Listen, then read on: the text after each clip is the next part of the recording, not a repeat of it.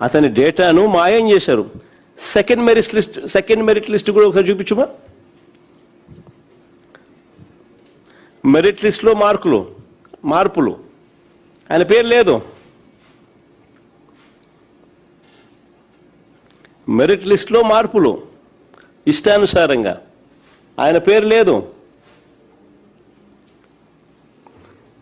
నిజంగా ఈ క్యాండిడేట్ గన మెరిట్ ర్యాంక్ సాధించాడని వీరు భావించి ఉంటే ఉద్యోగం ఎందుకు ఇవ్వలేదు అంటే తప్పు జరిగిందనేగా.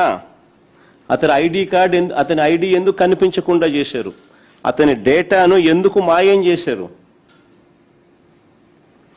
మెరిట్ లిస్ట్ నుంచి తన పేరును ఎందుకు తొలగించారు, కాల్ లెటర్ ఎందుకు పంపలేదు. క్వశ్చన్స్ ఇవి. చివరికి ఏం జరిగింది? ఈ మనిషి కోర్టుకు పోయినాడు.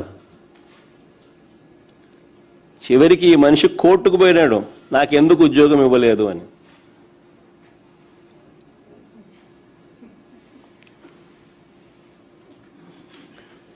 మనిషి ఇప్పుడు కోర్టు కేసు ఉంది. ఆ మనిషి కోర్టుకు పోయినాడు, నాకు ఎందుకు ఉద్యోగం ఇవ్వలేదని.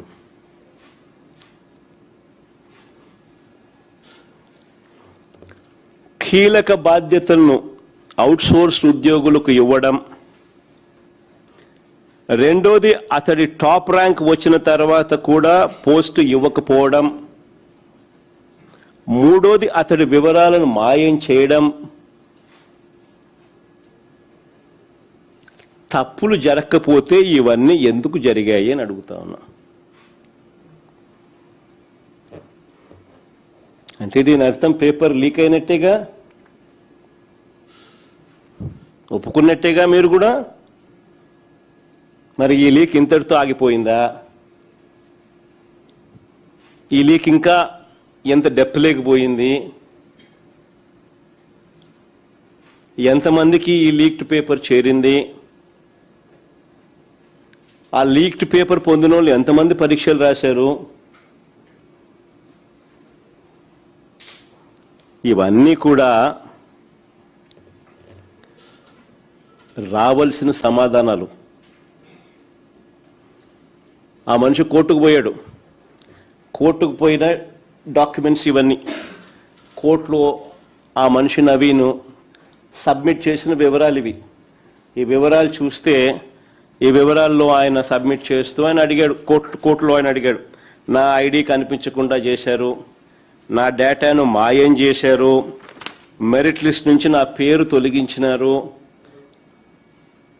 ఇవన్నీ ఆయన కోర్టులలో 1, 2, 3 అని చూపించుకుంటా బామ్మ.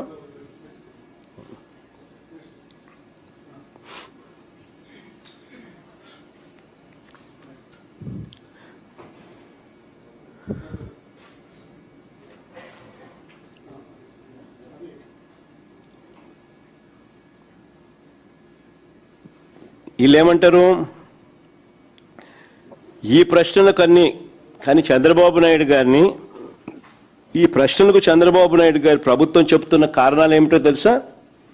ఈ ప్రశ్నలకు చంద్రబాబు నాయుడు గారి గవర్నమెంట్ ప్రభుత్వం చెప్తా ఉన్న కారణాలు ఏమిటో తెలుసా?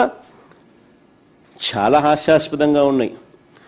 ఈ ఫస్ట్ ర్యాంక్ సాధించిన వ్యక్తి సర్టిఫికెట్ల వెరిఫికేషన్కి రాలేదంట, అందుకనే ఈయనకు ఉద్యోగం ఇవ్వలేదంట అని వీళ్ళు కారణాలు చెప్తా ఉన్నారు. సర్టిఫికెట్ల వెరిఫికేషన్కి రాకపోయింటే అది వాస్తవమే అయితే ఆయన కోర్టుకి ఎందుకు పోతాడయ్యా?